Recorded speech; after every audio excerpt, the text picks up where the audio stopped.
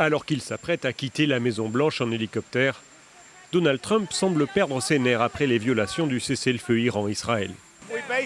En gros, on a deux pays qui se battent depuis si longtemps et si durement qu'ils ne savent plus ce qu'ils foutent. Vous comprenez ?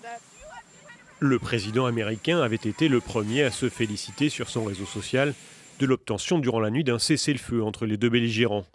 Mais depuis, des missiles auraient été tirés de part et d'autre, l'Iran ayant lancé 2 engins selon une source militaire israélienne peu après l'entrée en vigueur de cette trêve tôt ce matin.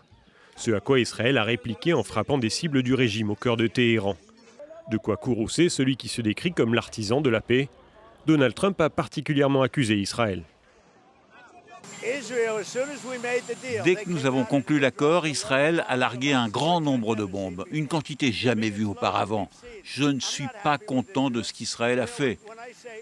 Vous savez, quand je dis « OK, vous avez 12 heures », vous ne lâchez pas vos bombes au bout de la première heure. Donc je ne suis pas content d'eux. Je ne suis pas content d'Iran non plus. Peu de temps avant ces déclarations, Donald Trump aurait téléphoné à Benyamin Netanyahou pour l'exhorter à respecter le cessez-le-feu. Le Premier ministre israélien ayant répliqué ne pas pouvoir annuler sa riposte, mais promettant de réduire au minimum son attaque. Dans un dernier message, il donne l'impression d'avoir finalement convaincu Tsahal de stopper sa réplique.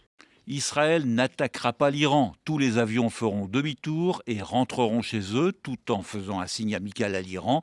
Personne ne sera blessé. Le cessez-le-feu est en vigueur. Le ton a ainsi radicalement changé en quelques heures. Donald Trump s'est-il félicité trop vite de la fin de ce qu'il a appelé la guerre des 12 jours ? Les prochaines heures permettront de le déterminer.